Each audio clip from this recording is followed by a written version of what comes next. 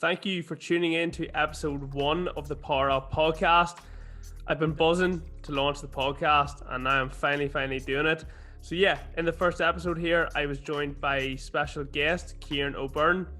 The first time I ever met Kieran, he definitely left a big impact on me, and hopefully he can do the same here for you also. So yeah, without hanging around, without further ado, let's get into the episode. Hello everyone, and welcome to the very first episode of the Power Up podcast.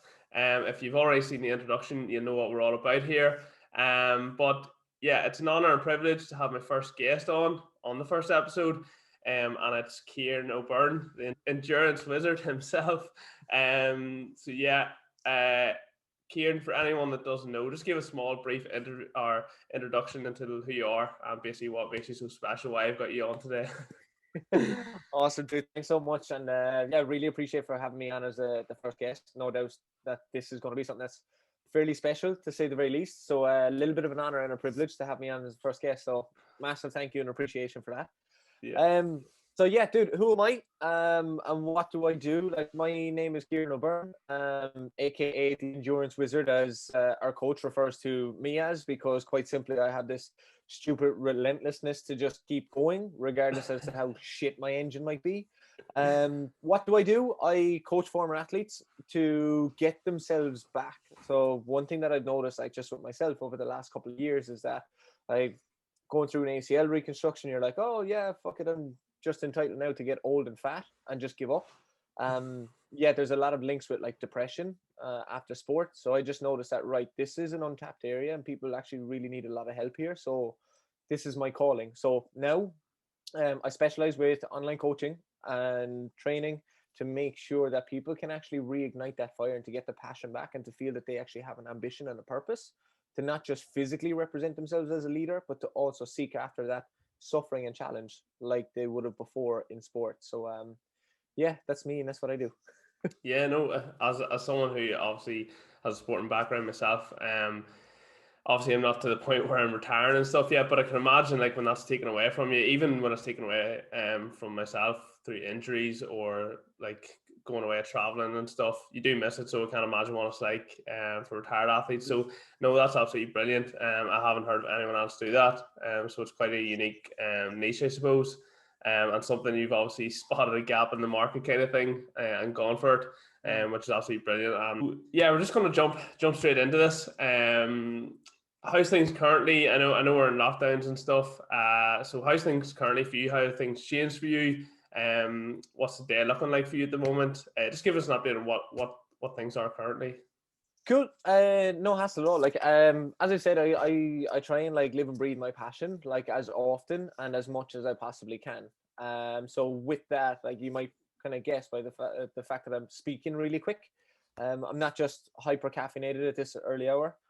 But I'm actually incredibly passionate about who I am, what I do, and the message that I represent. So what does every day look like?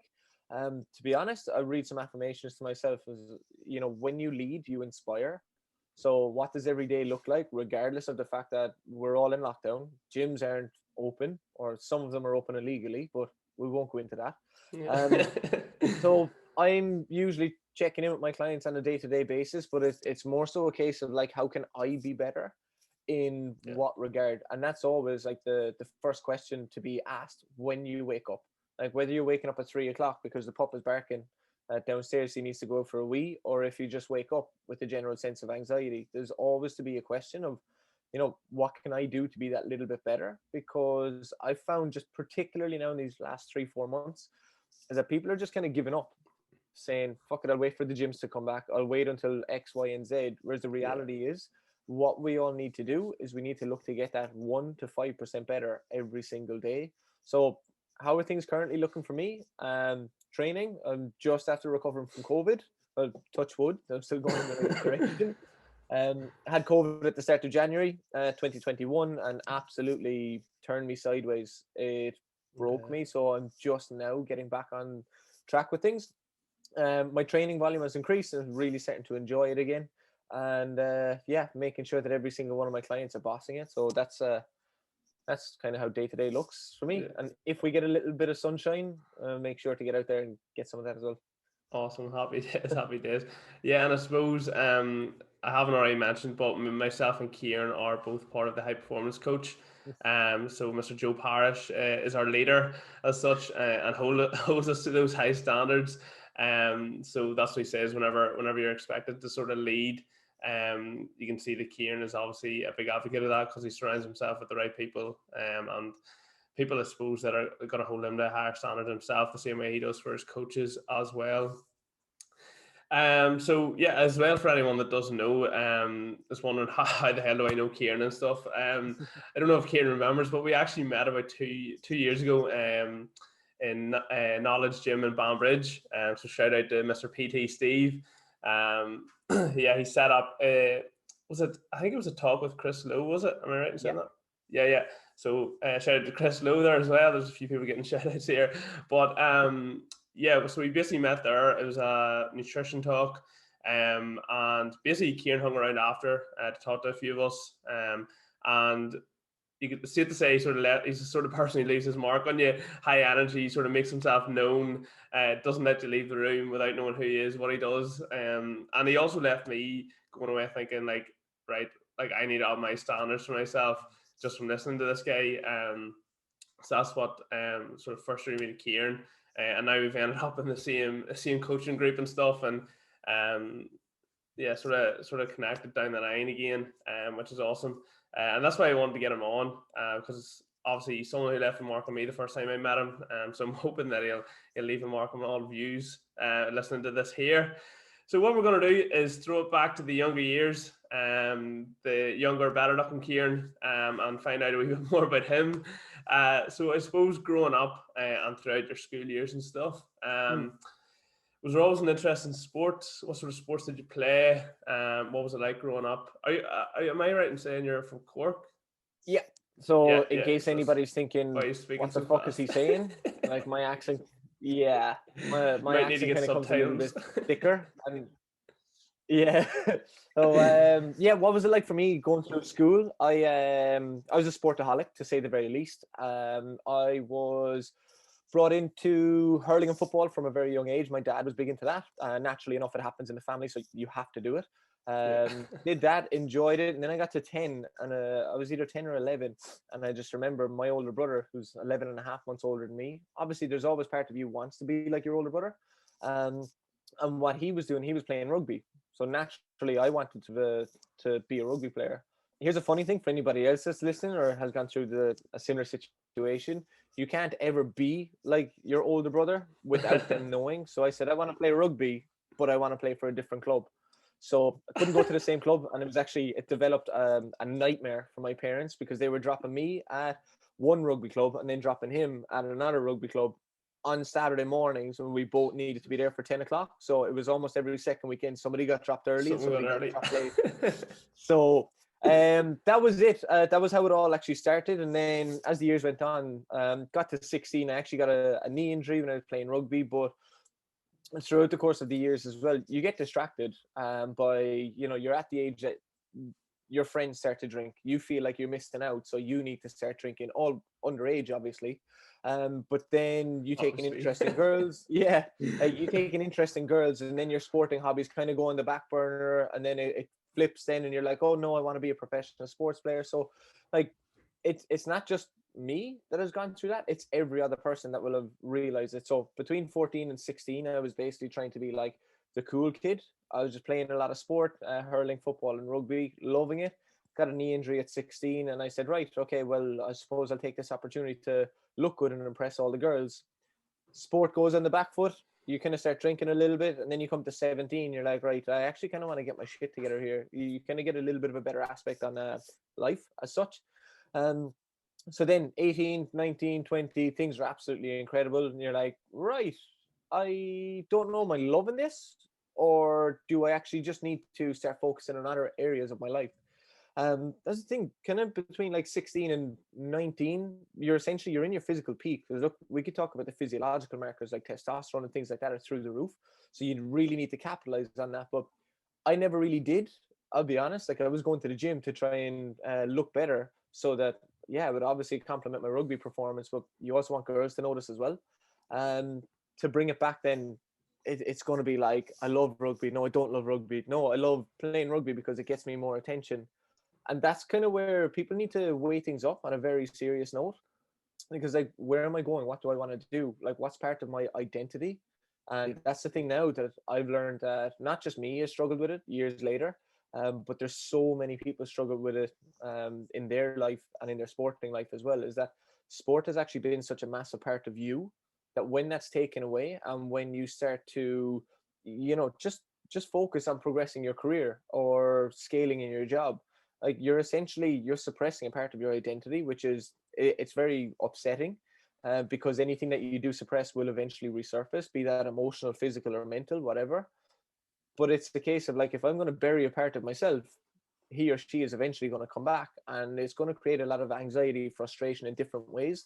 And yeah, when I was 21 and I went away to America on a J1 and I started doing MMA over there, absolutely loved it. Um, but when I came back, I was like, nah, I want to focus on my career. And as I'm saying this for people listening, like I'm doing the inverted commas, like focus on my career. I basically just got bored of rugby because I picked up an injury, didn't do the rehab work, fucked things up a little bit. And then I wanted to get a little bit egotistic and get into coaching. Whereas what I actually should have done was just had a little bit of a check-in with myself. So I suppose like all through school, like that was it. I didn't realize there was a massive part of my identity, essentially the integral part of me, had formed, but it didn't have anybody looking over my shoulder, no good coach, no good mentor to say, hey pal, you know what, this is you, you're actually incredible. This is the part of you that you need to hold on to. So that's what things were like for me going through school. Wasn't Just like, go on, yeah. just on that, I was just gonna say it's definitely something that not only I can relate to as well, but that I've seen so many times where, especially for Gaelic football up here and stuff, even like young good soccer people in the local area that you're like flip, they could go across the water kind of thing. But yeah, even with the Gaelic here and stuff, you see like going through school, like there's unbelievable players and unbelievable teams and stuff. And then you wonder, like, you're in your 20s and stuff, and you're like, where did they go, kind of thing. But it's that similar. It's that thing where like they got distracted by something or went to uni and just like sort of like, as I say, go drinking, go partying. There's so many examples of that. Even for myself, I ended up on an internship and it was basically working in England all week and then come home at the weekends and stuff. So couldn't commit to training, couldn't do anything for 2 years, had to give up something that I had always known, Gaelic football. And then all of a sudden, as I say, it rose again and you're like, flip, I miss that. Like, I want to go back to that and stuff. And yeah, you have that, like, no matter how many times you try to, like, I'll take a year out or like an injury comes or whatever, and there's always that sort of thing in the back of your head and just saying like, I'd love to go back to that. Like, that's all I knew when I was younger. So it's obviously a big part of me, kind of thing. So I could definitely relate to that and seen it so many times. Like, yeah, and like one of the most upsetting things about it as well is like as you're growing up, because I was having this conversation with my little brother who's 18, and we were talking about like, when you're younger, you're looking for that instant gratification. I'll go training and I'll feel better the next day, or if I go drinking, I'll feel like a sense of inclusion and a sense of belonging, as opposed to the person that, you know, because it's very difficult, because like you need to kind of understand the person, like the person is growing and developing, and what it is that they need exposure, just the same way that muscles do to grow. They need exposure to different social groups, different levels of competition, just to expand in some way, shape, or form. But as we're growing up, it's so easy to get distracted and say, oh, I'm feeling insecure about myself now, I want to go hang out with such and such, and they asked me if I wanted to go drinking, so yeah, do you know what, I'm going to postpone my playing career that could go professional, because I want to go drinking, because I'm actually insecure, so I want to hang around with that person and feel cool. And it's something that, like, you just mentioned it there as well, and if we were to go deeper into it, that's not the main purpose of this podcast, but it's like, it is really upsetting that there's so many people that are just led astray by, I'm not going to say the wrong people, but they just don't have the right people to essentially guide them and understand steer them them. back on. Yeah. Definitely. And that's where, like, I just kind of noticed, I'm like, oh shit, so vast majority of my clients, they're literally just an older version of me, or else a younger version of me.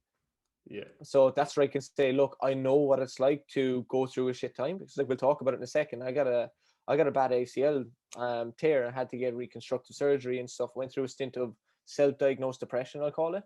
But it is always kind of going back to, I'm feeling alone. I'm feeling like I'm on my own. Am I doing the right thing? Am I not? And that majority of the times comes back to not being able to have somebody put their arm around you and say, hey, pal, I got you. I know what it's like. Let's make sure that we're going to continue to help you strive in the direction that you want. So, You yeah, can definitely that's see a reflection of that in what you do now as well. Because I suppose we're talking about like, younger people losing that identity and maybe regaining it or maybe not. But I suppose older people who have retired don't really have the opportunity of regaining it through going back to sport because it's just yeah. not physically possible. So you're basically giving them that identity in a different form nearly, and just making sure it stays, that like sort of burning sensation in them sort of stays alive kind of thing, through something else. So 100%. yeah, on unreal, man. Yeah, That's so but like that's a tricky thing as well, because like people just kind of say, I want to adapt to the norm, and they want to do the norm. They just want to go to work. They want to come home. And the thing is, they always have that itch that can't be scratched, and that's essentially expressing yourself. I'm not meaning like through heart or through art or any like hippie form or anything like that, but to be real, you want to be competitive. You want to sink your teeth into a challenge. You want to be able to go at the drop of a hat if somebody says, "Do you want to fight?" So that's always kind of it. But yeah, I could keep talking for hours, so I'll let you run with the next question. yeah. So I suppose the only thing in terms of when you were growing up, so obviously you played different sports. Did you ever have someone, I suppose, you looked up to, a sort of like everyone sort of has their hero nearly, that they want Yeah. to be when they grow up. So just wondering who that was, and just why you sort of gravitated towards them, what sort of qualities they had. Yeah, it's an incredible question actually. There's two people. I'm not going to try and like do the whole reverse psychology or hippie kind of thing on it, but like the real person that I actually wanted to look up to was the future version of me. Because if mother is listening, like I want him to look up to me so that I can be the leader for him. And that is something that does inspire me every day. So like as I was growing up, I actually wanted to see and I wanted to be the future version of me, but I didn't know what he was like. Yeah. So I was looking for different traits from different people and thinking, oh, I like that. I'm going to try and have a little bit of that. But I didn't. Yeah. And like, you don't really know how to fully immerse yourself in it and how to get present. When you see somebody else with confidence, like you're actually secretly jealous the fact that they have so much confidence in themselves that you kind of say, nah, fuck it, he's a prick. Yeah. And that because that's just easier. That's the way that we're all kind of raised, I suppose, in social circles, is to just put somebody else down.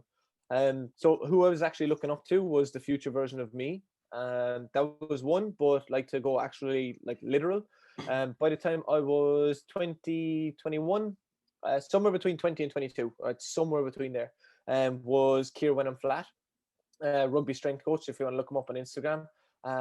Quite simply, the dude is immense, and I'm incredibly grateful to say that I refer to him as a friend now, not just a mentor. But what he had was what I wanted, was the confidence and the conviction to call people out and say it's bullshit. Like I remember at the time that CrossFit was starting to get really big, so it was basically affecting rugby players. And I remember there was one video he said, because he was the head of strength and conditioning for Argentina in 2007, I believe. Sorry, Kira, if you're listening, I like paraphrase it, but but he got to the World Cup semi-final, absolutely incredible. And around the time that there was a video that he had posted, and it was the best way to do handstand push-ups on YouTube. And he said, you find yourself a big, great concrete wall and you smash your head off it, because it is absolutely not going to help you become a better rugby player. I was like, wow, did he have the confidence to actually express his strength and conditioning knowledge into the real world by being a lad? Yeah, he did. That's fucking impressive. And yeah, so that was like, he was a big, massive inspiration for me. I've gone to a couple of his talks, and he does a strength coach network as well, which I'd hugely recommend for any aspiring strength and conditioning coaches. But at the time when I came across him, I was studying sports science in university. And I was just like, yeah, don't really know the practical application. So I found him and I said, right, this is who I want to be like. So I've taken a lot of traits from him. And yeah, I would massively recommend. As you said, there's going to be a couple of athletes and stuff listening to this. If you want to get faster, you want to get more powerful, he is the guy. So shameless plug for him there. I follow him on Instagram and Twitter, and he's quite entertaining as well. Like, he's Yeah, not just a serious head either. Like, so yeah. no, brilliant. And the fact you got to meet him and like work with him and call him a friend Mm. now, not too many people get that from their hero, like, or the person they look Yeah, up to. I've had him on my podcast as well, and yeah, like he doesn't know, but I still have his WhatsApp number, so he could randomly get a message off me. Happy days. And then yeah, so you mentioned there as well that you went on to study sports science. Mm, So just give us a bit of an idea onto like where did you think sort of your path was going? Like whenever you chose that, mm, had you already decided, yeah, like I want to do strength and conditioning, I want to do coaching in mm. rugby? Where was the sort of mindset, or where do you think you were going at Yeah. that point?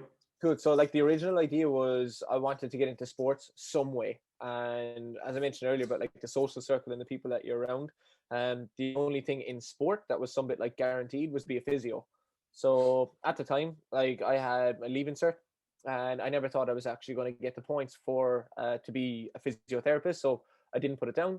I had athletic therapy and rehab in IT Carlow, and I actually didn't get that. So I got sports science there. First year, I just said, fuck it, I'll just go with it and see what happens. Second year, I was like, okay, I'm actually enjoying this, but I was still playing rugby, so I didn't want to leave that team aspect. I didn't want to let the lads down by leaving and dropping out. And came third year, then we were told a little bit more promising of, right, okay, you're actually going to go on work placement next year, and we got to go to South two. We got to go to South Africa. So when we went there on work placement, like I was just over the moon. So we got to work with not just pro athletes, but like a lot of Olympic medalists. Um, so it was incredibly high standard. Like as a sports scientist, and you know, the big real like jaw dropping moment for me was that you have an athlete here who has won a gold medal. Like I can't remember the Olympic years, but it was when the South African team they won the rowing. They got gold medals. They came in to the sports science lab and they referred to me as hey coach. And I was just thinking, you have a gold medal and you're referring to me with superiority. That is fucking incredible. So, like to be honest, like it was always kind of a case of like learning the theory, but then we didn't really know how to put it into practical context unless we went until we got the fine opportunity to go to the High Performance Center in Pretoria. So that was incredible. Like that team was just amazing, and I don't think they realized they really helped me shape and mold my career, my path. So that was where I really fell in love with it, and came home then after placement, and I said, no, this is what I want to do: sports science and strength and conditioning, and you know, take that. And then the future kind of like unravels itself a little bit to find out where your personality is going to mix with your qualifications and experience, and it kind of molds itself for you a little bit. So that was the real like turning point. So first and second year of college, I was just kind of winging it, and then third year, I was like, okay, I want to look forward to something, and then I was kind of where it starts to unfold itself. Yeah. That opportunity sounds absolutely amazing, Mm. and it sounds like it was a bit of a flick switch as well in terms of giving you like this is what you actually can go on to do Mm. nearly. So I suppose then you've graduated and stuff. So what's happened within the gap of graduation till coaching now, even from like your sporting Yeah. standpoint as well, like what's happened in Um, between? Depression. Okay. Yeah, it's something like I think right now a lot of people still don't talk about enough. Yeah. I wouldn't go as far to say it was a mental health crisis or anything like that, but I had just finished 4 years. 4 years of a degree in sports science, and I thought, right, yeah, life is great, life is going to be fantastic. I know who I want to work with. I had no business head on me at all. I hadn't a fucking notion who I was or what I wanted to do, or how I was going to get there. So what happened? Cut a long story short, basically 2 months after finishing, I tore my ACL. I was doing strength and conditioning for a club, seeing myself as a failure. I got imposter syndrome to a whole new level, and I felt like I was not just physically paralyzed because I had an ACL injury, Mm-hmm. but also I felt like mentally paralyzed as well. And I just felt, no, I'm not good enough. I know all this theory, but I don't know enough. So my insecurities basically had masked my coaching ability, because what it had just led me to do was just read and read and read. And I was reading, but I wasn't putting it into practical application. So Yeah. I wasn't a coach, I was a fraud. Mm-hmm. To cut a long story short, again, like basically like a year and a half after that, I had to go and pay for surgery privately. Cost me like 7 grand or something. Jesus. And yeah, it's just, it's not something that's most ideal because you're unemployed, you don't have confidence to even get a job. Yeah. At that That's age as well, that's a big sum of money. Like, Yeah, huge. So I was like 22, 23, and looking back at it now, like 7 years later, the only person that I actually had that I can confidently say was 100% back in my corner was my girlfriend. okay. And she was there not just physically but like mentally and emotionally and stuff there, so she really helped me out. So what happened was I got the surgery. It was about 6 or 8 months later. I said, right, I need to kind of start going again, getting myself up and going. So I started to do a little bit of work. I started to actually work as a physical trainer in nursing homes. Okay. From there, you just notice that your confidence starts to come back up because it's when you're seeing that physical impact, like Yeah. that's what you need a little bit more. And when you're getting the confirmations from somebody else that I really appreciate what you're doing, that's when you see the blend from the theoretical stuff from the book into the practical real life world. Like they don't care about neuromuscular stimulation or anything like that. Yeah. It's like, okay, how can you make me smile? So that was actually a massive turning point for me, was to be able to help the older adult. Yeah. And then I got to start picking up momentum again. I was like, right, okay, now I'm going to actually go work in a gym and really get outside my comfort zone. um Anxiety can kind of hang over your head a lot, and that's what I Yeah. say to a lot of people as well. So then, like, fast forward then like another year and a half, then I was just like, right, now I have enough confidence and enough ability and momentum, let's push things that little bit further. So I started to go out to work for myself. And then yeah, fast forward 3 years later and here I am 4 years later. But yeah. We still in the gym then before lockdown came across, or had you No, already no, no, transitioned out? no. So I was actually working in a semi-private gym Okay. and really enjoyed that. But I just kind of realized that, right, okay, if I stay here, I'm not really going to be able to spread my wings. Yeah. The guy that was like my boss stuff as well at the time, incredible mentor, like taught me a lot of things, and I just kind of said, right, this is going to be really tough. Some people might see it as really stupid, but I need to do it for me. So I haven't actually worked in a gym in, it's about 3 years, could be close to 4 years right now, to be honest. Okay.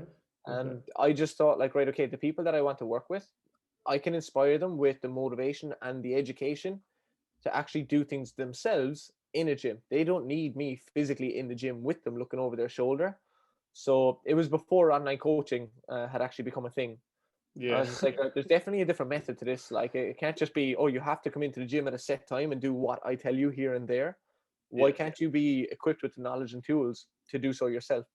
Yeah. So that Definitely. was a Yeah. You sometimes like you don't realize how new online coaching actually is. It's weird because like we're full of communities of them now, mhm, and different peer groups and all that there. So it's crazy how new it is. When you look back, especially for me, because I am someone who has known that online coaching is a thing the past few years, and just assumed that that was always a thing. And then you mhm, hear from like some older members, like some older coaches and stuff, and they're like 10 years ago we were banging it out in the yeah. gym for all day every day and stuff, and you're like, what kind of thing. And yeah, it's pretty mad how it's sort of come across. So then in Yeah. terms of a strength catalyst, tell us a wee bit, where did that come from? What is that, like, where did that sort of come Yeah. from? And I was actually in a business meeting a couple of years ago, and like sometimes you need to just kind of listen to your intuition and listen to your subconscious in the sense of like what it is that you're actually saying and speaking. So I was saying to the guy, I can't remember his second name, Billy, is all I remember him as, and I just said, oh, I want to be like a catalyst. That's what a real good trainer is that you're being the catalyst to help them, but you're never actually doing the reps. You're not eating the food for them. And he just looked at me with his hand on his chin and he said, that's a very fucking good word. He said, I really like that word. You definitely have to have that in there somewhere. I was like, oh, okay. Whereas again, like I didn't know that online training was actually a thing. So I Yeah. thought I had just created it in my head. And he said to me, he was like, Kieran, this is definitely something that you can roll with. This is incredible. So that was where the name itself actually came from. He gave me the inspiration to listen to To myself. what you're yeah, to what you're actually Yeah. saying. Yeah. So it's gas. Like sometimes, if you just stop and listen, okay, what am I actually saying? It can make a huge difference. So that's where the word came from. That's where the name came from. He said, the strength catalyst, he said, that's something different. So people are like, they just like, there's so many people, they just have their own name and fitness at the end of it, or something, Yeah. something fit. I'm like, stop it. Like everybody can put fit or fitness at the end of their name, Yeah. but it's if somebody refers to you as a catalyst, then that's something different. So that's actually one of my power words, to give you something personal there. It's like, I want people to refer to me as a catalyst. I help speed up the process without directly being involved in it, because that's the definition of a catalyst. Yeah. To speed up a That's reaction without directly being involved. So yeah, that's an awesome word. It's not quite unique. It is unique. Mm. Never heard anything like that before. So Yeah. it's interesting to see where that come from. And even when you're saying like sort of being able to listen to yourself and stuff, Mm. it was actually through a conversation with Joe, Mm. where like the power up was created. So I was just talking away with Joe. He was like, look, what is your coaching? Where are you going with it? Like, why do you do it? What Yeah. sort of values and stuff? And I was like I literally just on a voice note and stuff, I was just saying to him, like, I was like, like, you just want people to sort of power up across their life, like hold themselves to higher standards. And he was like, power up, like, have you ever thought of something in that their lines? And I was like, Yeah. no. I was like, I say it all the Yeah. time, but I've never actually like thought of using it. And then Yeah. that's where the sort of the power up project came from, and Mm. now the power up podcast as well. So yeah, it's another example of just, if you stop and listen to yourself for 2 seconds, you might Yeah. actually learn something or come up with something. 100%. Like, Ron, this is one of the heartbreaking things, and like I know we can talk about this, like we're mates and stuff, but like there's not enough people in the world that actually just fucking stop. And and you know what? Where is it that I want to go? Because like we have so many distractions around us 24/7 that if anything, this lockdown and COVID is hopefully, fingers crossed, like made people just step back into a corner and question, say, where am I going? What do I want to do for me? As opposed to just doing your things to try and what is it, the quote is like, there's nothing more upsetting than seeing somebody work a job that they hate to get money that they don't want, or to get money that they don't need, to buy things that they don't need, to impress people that they don't like. Yeah, Something yeah, along those yeah. lines. It is something But like that. like, I think I've heard something. yeah, and that's the upsetting reality, is like, people don't just stop and listen, Yeah, but also don't just stop and question, well, where the fuck am I going? What am I doing? So yeah. I know we could That's easily go off topic about this yeah, kind of stuff, but definitely. And that stuff is really interesting because it's obviously it's probably a transition that I went through in the past few years mm, as well, where you're at a point where you're breezing through life, but there comes a point where you're like, right, like, what am I actually doing? Where do I want to be in yeah, 5 years' time? Like, am I just going to sail through and see what happens, mm, or am I actually going to up my standards, do what I want to do, and sort of take mm, risks? Um, yeah, and that's what led me to sort of leaving my job there in December and stuff. mm, I'd done it for 5 years. I've seen it. I was doing this on the side and stuff, and like, so many people told me, "Oh, don't do it, no, hold out. There's like lockdowns, there's recessions coming and yeah, stuff." And I was like, what? Just keep holding and waiting and waiting and waiting, and then 5 years down the line, be like, yeah, why didn't I take that jump 5 years ago? So yeah, that's kind of absolutely. the ethos I like sort of tell the young like guys to sort of come on now. I'm like, Mm, how can you be more than just average and stuff, and just like yeah, going with the flow and following the crowd kind of thing. class. So we're going to move on to a bit of running, because obviously, this man is the endurance wizard, and there's a lot of people out running at the moment, with lockdowns and stuff. Obviously, you will have seen it and noticed it more than anyone else. But when gyms were taken away, people went into panic mode. We're like, what can I do to stay fit? Mm, And running's the only obvious answer. So yeah, it took a huge boost obviously over the first lockdown, and it seems though like people have actually continued it.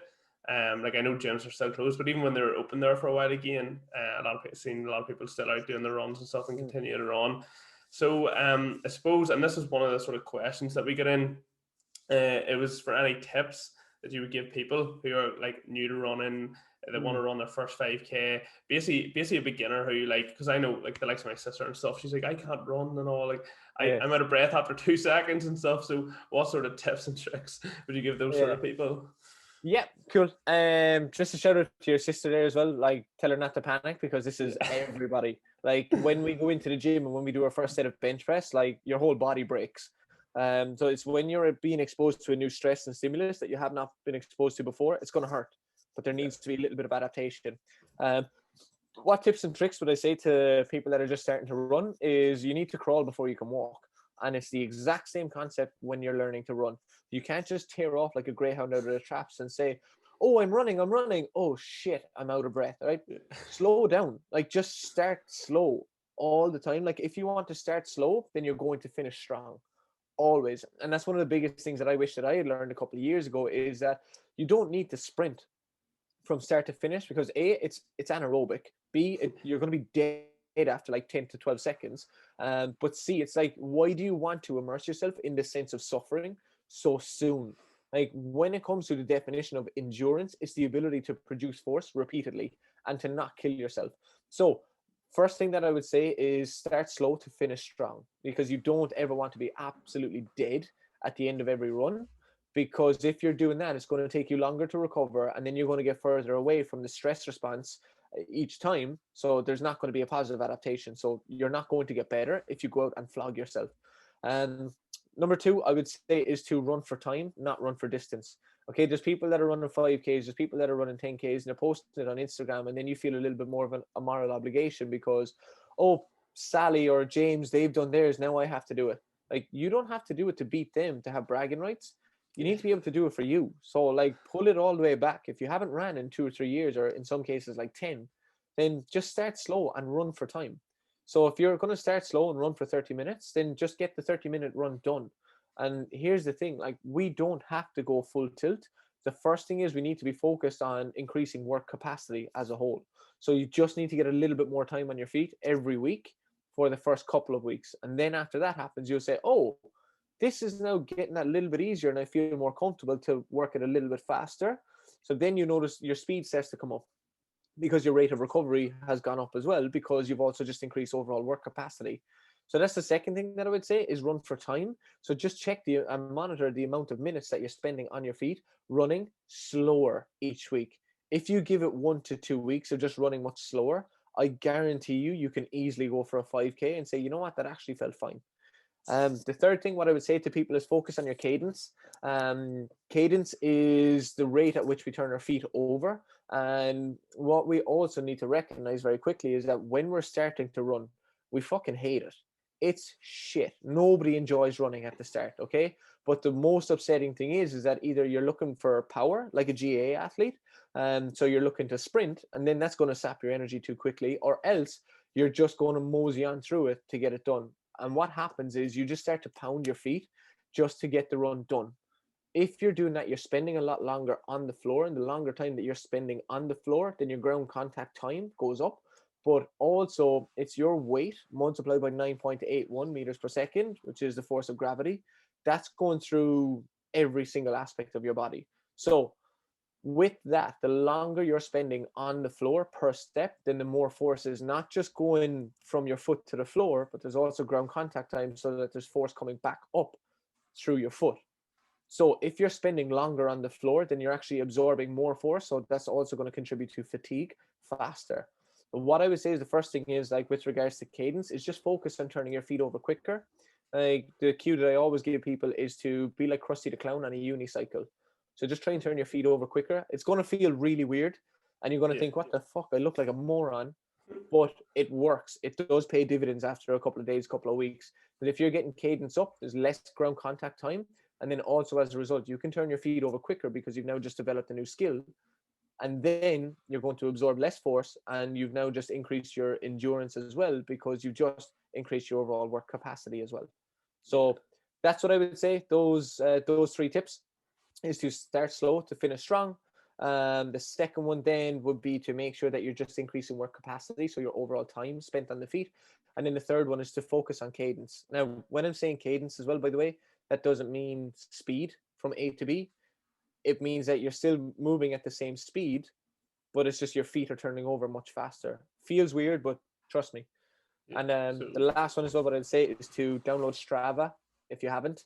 If people have their fit watches or whatever, then download Strava and log your runs and make sure that you're seeing progress each week. So, yeah. Awesome. So shout out to Shauna. Use those tips. Get out and use them.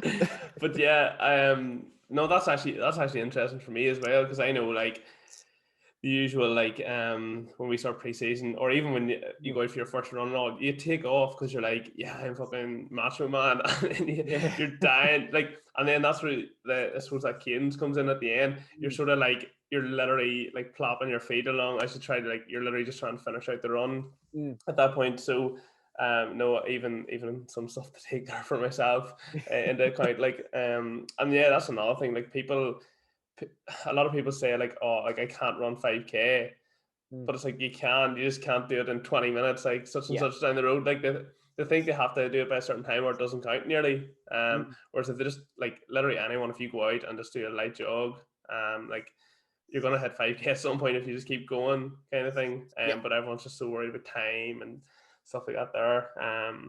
Whereas it's about progress, obviously, as you said, each week. And then in terms of like I suppose someone that wants to sort of push on is maybe hitting the 5Ks, 10Ks, and then is thinking, half marathons, Mm. marathons and stuff.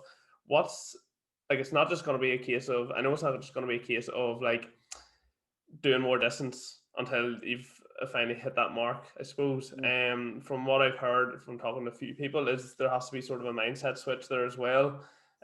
well as sort of a build up of endurance training. So just talk us through what the difference is going from like 10 5Ks up until like your half marathons and marathons. Yeah, so like this is actually a bad habit of from myself, but I nearly always listen to music when I'm going out running. One thing that like I always get given out to by my friends. They're like, you can't be listening to music because it does actually offset your stride.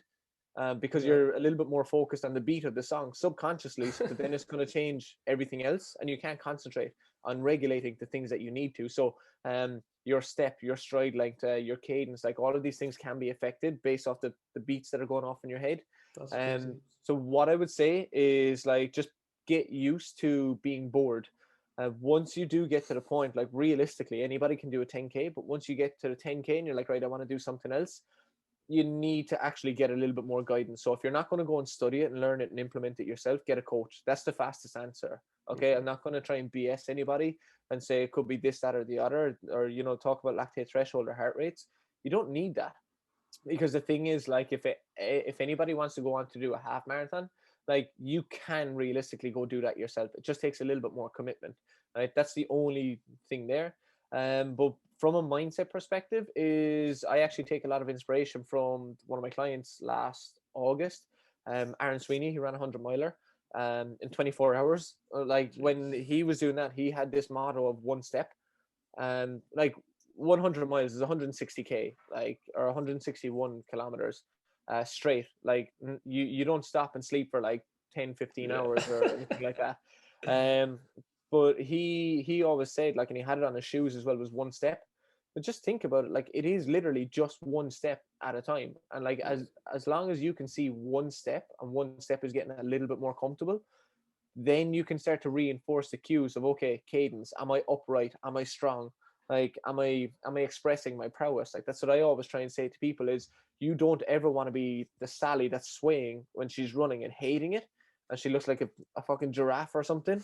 Like, you never want to be that person, because realistically, if your mates are Yeah. driving past, you want them to see that, oh, he's looking really strong, oh, she's actually standing up tall, and she might be like 10 or 15k into the run. Like, so you want to remain strong. That's the big thing. So once you start to implement that, like, just from a point of like one step at a time, then you reinforce the cues of representing yourself as that leader. Keep yourself up tall, keep yourself strong. But then the other one is like, do what you said you do. And I know that's a big thing that, like, a lot of leaders and coaches, we all swear by things like that. But if you said that you're going to commit to something big, then get a sense of accountability to it. Say it to somebody that you deeply do not want to disappoint, somebody that has a massive element of belief and trust and faith in you. Say it to them, so you're never going to let them down. That's what I would say from a mindset perspective. But other than that, like, it's a case of like, just fucking do the work. Why do you want to go to the gym all the time to lift, a little bit extra weight? Because it gives you a deep sense of satisfaction that you're progressing. Running is the exact same thing, but it takes the reps. You need to put in the reps in order to get the reward. So that's what I say, is like, to remind yourself from that point of view. But there's no fluffy magic unicorn dust, unfortunately. Yeah. Yeah. Yeah. And then I suppose just while we're on this sort of running Yeah. and stuff at the moment, how's your own training going? Are you training for anything in particular at the moment? Honestly, I'm training to be the baddest motherfucker that I possibly can be. Like, I have full distance Ironman in August, the 15th of August in Cork, Ironman Ireland. I've just started getting back on the bike like more consistently. I've just started back running because, like as I said earlier, like I had COVID at the start of the year. Honestly, like if anybody's listening to this and they've had COVID, like they'll understand that if you get it bad, it hurts. So it took me a good 4 to 6 weeks from getting it to be able to actually run some bit easy and say, yeah, this is fine. Other than that, it was like getting to the top of the stairs would absolutely, it would turn you inside out. Like It's you'd scary be when you hear stuff broken. like that. Yeah, and then there's other people. They're like, "Oh, I tested positive, but I had no symptoms." And you're like, "You have Yeah. no idea how lucky you really are." Yeah. I But know that's so many people are getting different sort of effects from it, so it's so hard to know yeah, what's like coming. Like, yeah, honestly, when people are like, "Oh, it's just like a bad flu," it is, but it's a bad flu on steroids and cocaine. That's honestly how it felt like to me. But yeah, dude, right now, myself and two of my friends, and who are actually two of my clients as well, we were supposed to be getting ready for an ultra at the end of April, 23rd, 24th. That was going to be 125 kilometers across up and down mountains in the Azores. But that's been rescheduled. So we're actually going to do a 50K virtual trail run. And yeah, right now, there's probably going to be a few triathlons in the mix, like sprint distance and half Ironman distances. But the main goal right now is honestly just to represent myself as the leader, that's the boss that can go for days, not just hours. So I'm doing a lot of trail running because that's where my real that's where my real love is. Might sound a little bit hippie, like, and I know your face is probably going to turn inside out right now, but like you just feel like you're present when you're sprinting up and down mountains. You're like, fucking hell, I'm alive. Like it, yeah. and it goes just like that. And for anybody that's like, really missing GA or soccer or whatever their sport is at the moment, like once that first whistle goes and then the last whistle goes and you're like, oh shit, I feel like I just blinked and I missed it. That's genuinely how I feel when I'm on the trails because it's such a challenge. It's not a normal flat, boring road run. Yeah. It's You're much more constantly challenging. focused on just getting through each hurdle and stuff. Yeah, Yeah. So your mind exactly. doesn't have So time to that think. yeah, and that's exactly how I feel like when I'm in the trails, like bombing it downhill. You feel like you're going 100 miles an hour, and you're like, shit, I need to watch out for this rock. I have to jump over that one, and then oh, there's a sheep coming out. You know, you got to be Yeah. alert. Like so, yeah, that's what I'm training for at this moment in time. Awesome stuff. And we actually forgot to mention where sort of running came into the equation actually. So how it went from rugby SEL to running up mountains. I have to give a massive like shout out to one of my best friends, Ryan Mulroy. We actually both went through like a similar patch, to say the least. So I tore my ACL, didn't know where I was, what I wanted to do, and I'd actually done an adventure race. It was just something that was different. So it's swimming, or not swimming. It's cycling, trail running, and kayaking. Oh, Quest okay. adventure races in Ireland, like they're huge. They're incredible. So I just said, right, I'll try one of those. And myself and himself, we just went for a random run in the woods. I was coming back from an ACL. I didn't really care about training. I didn't want to do anything. And he was in a similar situation because he got a bad head injury and he was told he can't play again. So two of us went for a run. We didn't realize how much we absolutely fucking loved it. Just running up and down mountains, like being a dope. And that evening, or was it the next day, I said to him, I said, oh, there's this race. Do you want to look at it? And he said, oh, Kieran, there's 3 of these races and they're all sold out, but there's this big 12-hour race. Do you want to do it? And I said, Ryan, right now I'm in the gym, but I'm going to send you a photo of my card. Can you register my name? No So way. yeah, that was actually it. We registered for a 12-hour race. So you went from Um, running up a mountain one evening to the next day, signing up for yeah, 12 hours.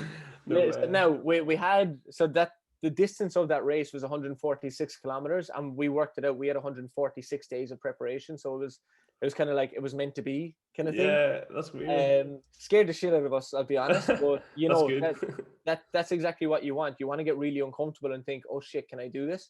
So it forced us into action, and that was where we kind of learned to fall in love with the process, not with the progress.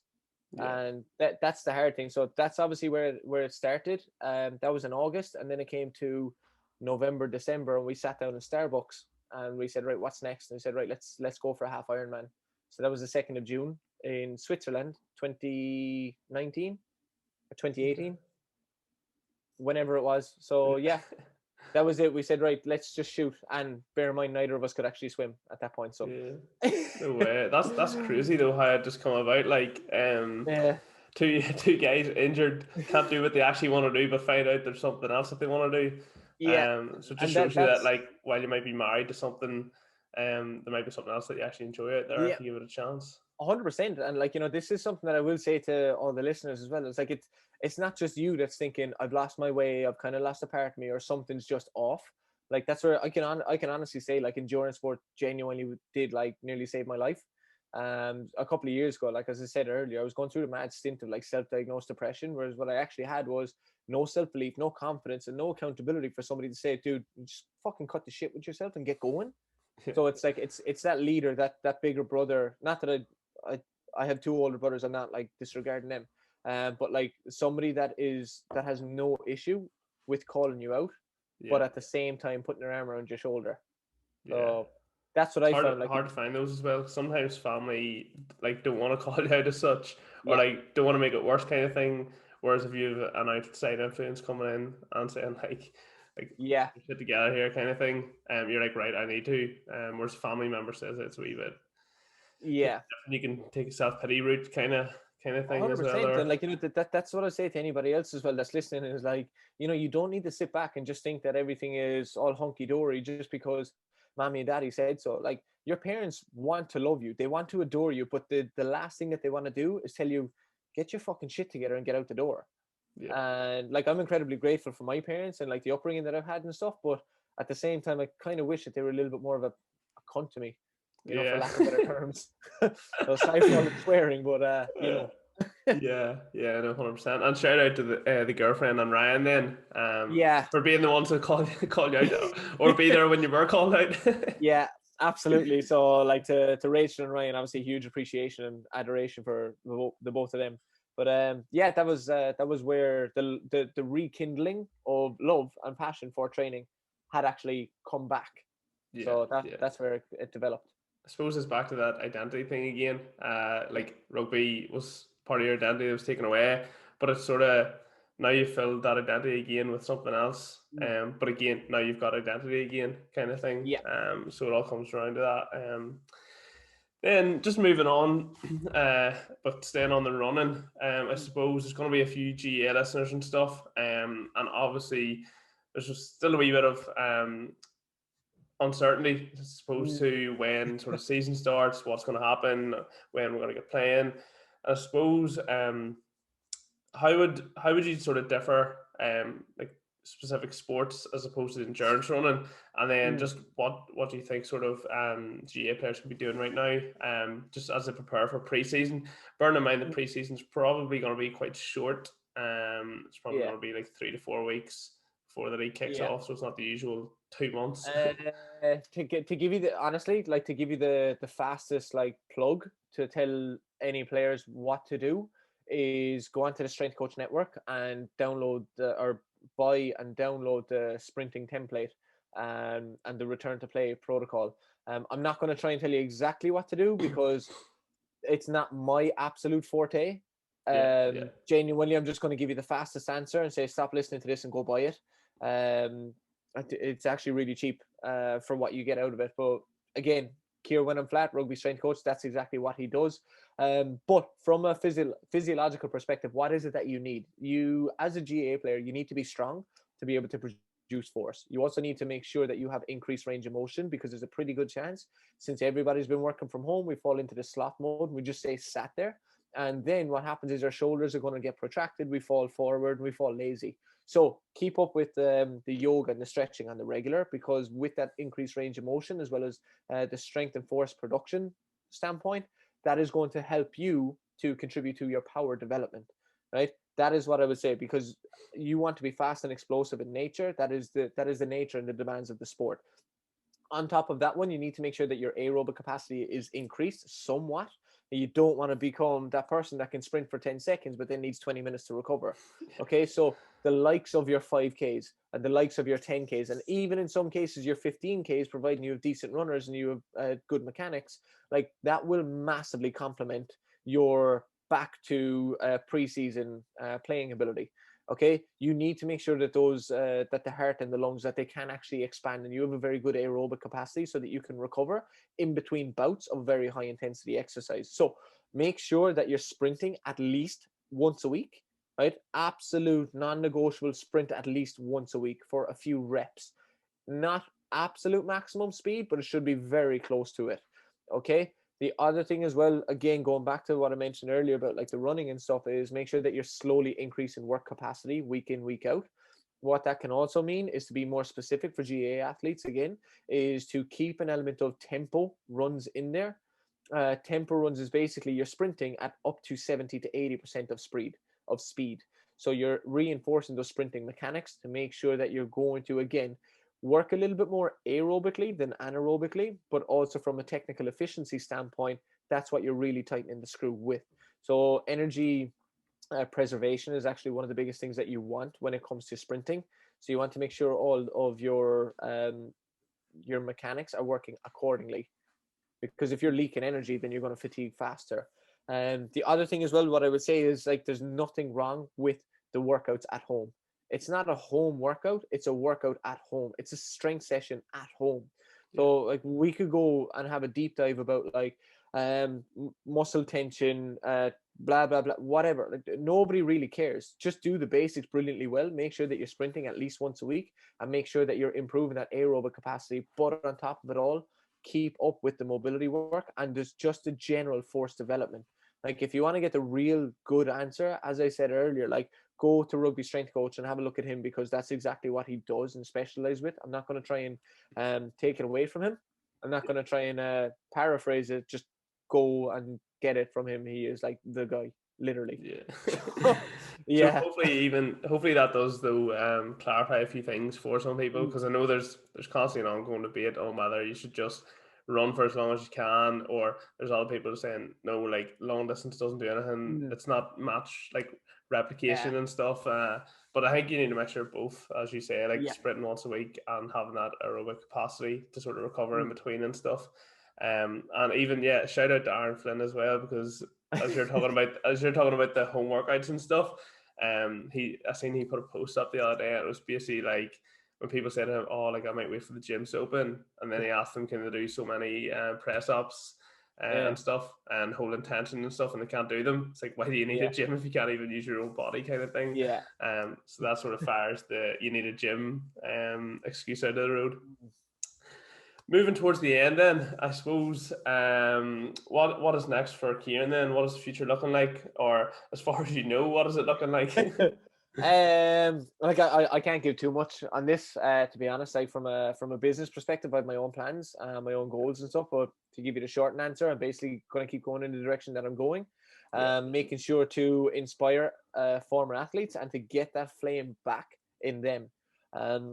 Like, one thing that really hit me is that, like, the likes of depression, anxiety, and overwhelm, they're huge, way bigger than what we even think.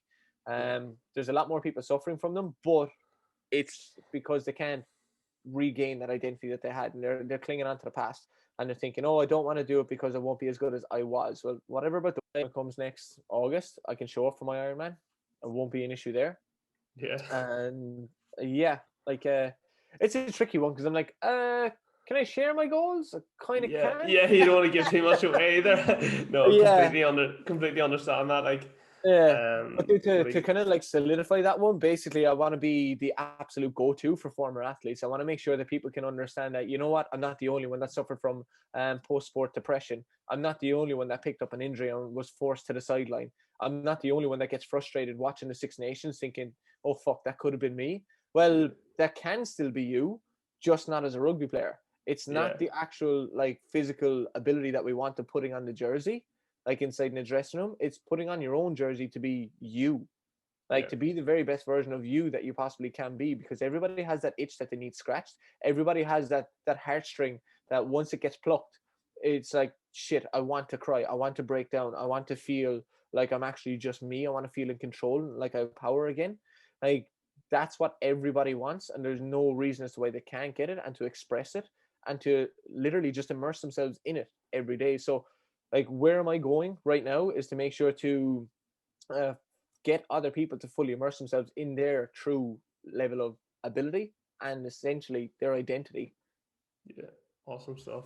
And if there is anyone that happens to be listening that that is sort of retired or been put out of their sport due to injury or whatever, now you know that there's someone that Yeah. specializes in that. Like, because I suppose that's like a lot of what those guys go through is that they don't know who to approach about it, kind of thing. Whereas now there's Kieran there to approach. So yeah, awesome stuff. And then I suppose just to finish off with three quick fire questions, just to give Yeah. a wee bit of value to people. Well, the value that I think will be to people, because it's the sort of questions that I like to hear the answers to and take value from. So I suppose the first thing is, what's the best piece of advice that you've ever been given? I honestly I don't know exactly where it came from, but it's actually a quote that I stick with. When I back me, anything is possible, and that is honestly I don't know where that best piece of advice came from, but it's when you have the backing and the belief in yourself, you can literally do whatever the fuck you want. But the only difference between you and people that have what you want is that they were willing to put in the work. Yeah, Um, yeah, that's the thing, and the other I one as suppose well. Again, there's a big example of that within our coaching group actually. mm, The likes of what Joe's doing with Mark, mm, even Ben Hearn on it now as well. Just guys that thought they couldn't do something before and now are mm, putting themselves through it, to yeah, show themselves nearly that they can do it. 100%. So So it's like once you're willing to put in the work and show up and do the reps, like you're nearly guaranteed the result. Now, obviously, there's going to be a hell of a lot of mental fortitude and resilience is needed as well. But that's the thing. Like best piece of advice I've been given. Honestly, right now, I don't know where it came from. But when I back me, anything is possible. yeah, awesome stuff. Question two then, what motivates you? What motivates me? I have to give a little shout out to my little brother, Michael O'Byrne. He takes a lot of pride in being able to call me his big brother. I take a lot of pride in being able to look out for him Yeah, and guide him. And essentially, I see him as the person that I was, so I want to make sure he avoids all those all pitfalls the and traps. mistakes that you made. Yeah, all the fuck ups that I had. Like he is somebody that motivates me a lot. My girlfriend, obviously. But to be very honest and like kind of, I suppose it might sound a little bit corny or cliche or whatever, but like my clients really inspire and motivate me because it's one thing when you see that they're shooting you a message, hey, just want to let you know I was having a shit day, but I won, because I did my workout or I thought about what you would say. Like when you're getting those messages back, those are the messages that make you stop and look at your phone and say, shit, I'm having an Yeah, impact. This yeah, is you see the incredible. impact that you're actually Yeah, having, like. and it's like that's the kind of shit that makes you want to do the things that you don't want to do. Like when you're getting up that extra little bit earlier, when you're going to get your steps and you don't want to do them, like you'd rather sit in front of the couch. It's like, do you know what? Um, there's one of my clients who's getting ready to run the length of the country, literally in one go, over 5 6 days. Ben, like he goes running every single day. Why? Because I program it. But like, what do I get from that? I see the fact that he's willing to back himself and trust in the process and do the work. Yeah, Like fucking hell, that would fire anybody up. So yeah, that's where 100%. I get a lot of motivation and inspiration from is my little brother, my girlfriend, and my clients. Class. Yeah, no, I have a wee brother myself. Like, and it's class when they're looking up to you, and you're like, you nearly do sort of subconsciously think like, how can I be an example to them, and nearly Yeah. thing. And I suppose it's a wee bit different for you as well because you had older brothers. I have no older brothers, so I don't really know what that's like. But yeah, Mm. I can relate to the wee brother looking up kind of thing, and yeah, they just want to be like you kind of thing. Mm. And then the last one, so obviously I know you're a super fan of the High Performance podcast, particularly that Johnny Wilkinson one. How many times now? 5 or 6? I actually listened to it again yesterday, the sixth time. Yeah, just honestly, like when people say you never read the same book twice, like what You'll Johnny turn into Wilkinson. them soon. Yeah. Yeah, Oh, you'll be quoting him for everything now. all the time. Don't worry. But yeah, so basically, this question's obviously been inspired by that podcast because it's a big podcast that I listen to as well. And if you haven't listened to it, definitely recommend checking it out. But basically, the question is, what do you feel it takes to live a powered up life?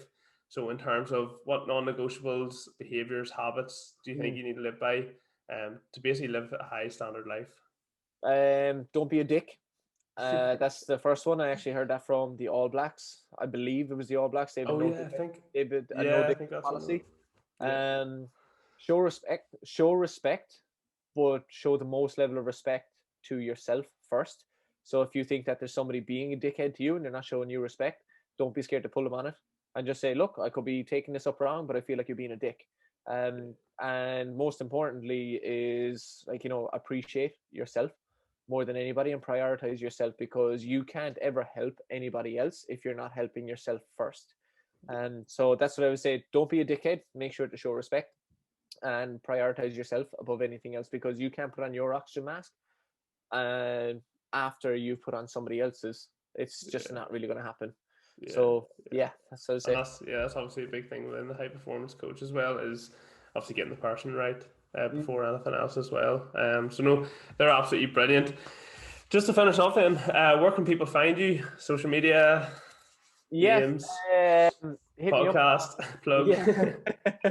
It's at Strength Catalyst. That's where you're going to find me. If you want, that's on Instagram. If you want to hit me up on LinkedIn or Facebook, Kieran O'Byrne. If you want to, you just mentioned there as well about my podcast. My podcast is Life After Sport. Season 2 is launching really, really soon. So yeah, that's where people can find me. And if there's anything else that they want to talk about, go into a little bit more detail, then that's what I do. I'm happy to help. It's like all coaches should be. They're here to help, not here to fuck around. Yeah. No, that's been absolutely brilliant. I actually really enjoyed that for our first podcast. I thought it went really well. It's obviously a pleasure to have you on the show, and an honor to be worthy of your time, your vital time. And at least now you can show Joe that you actually done something that you planned today. But yeah, no, it's been absolutely brilliant. As I say, awesome to have you on the show. If you did enjoy that first show, if you do want to find out anything more first, obviously reach out to Kieran on those different avenues. And if you know anyone that's maybe a retired athlete, is maybe struggling, maybe isn't even struggling, but you might want to mention it anyway. Far away. But yeah, awesome show. If you did like it, just make sure to share it to your stories, share it with other people. Hopefully you took some value and inspiration from it to live a more powered up life. But yeah, that's all for now. Episode 2 will be up next Monday. So yeah, I'll get chatting to you soon. And for now, I am out.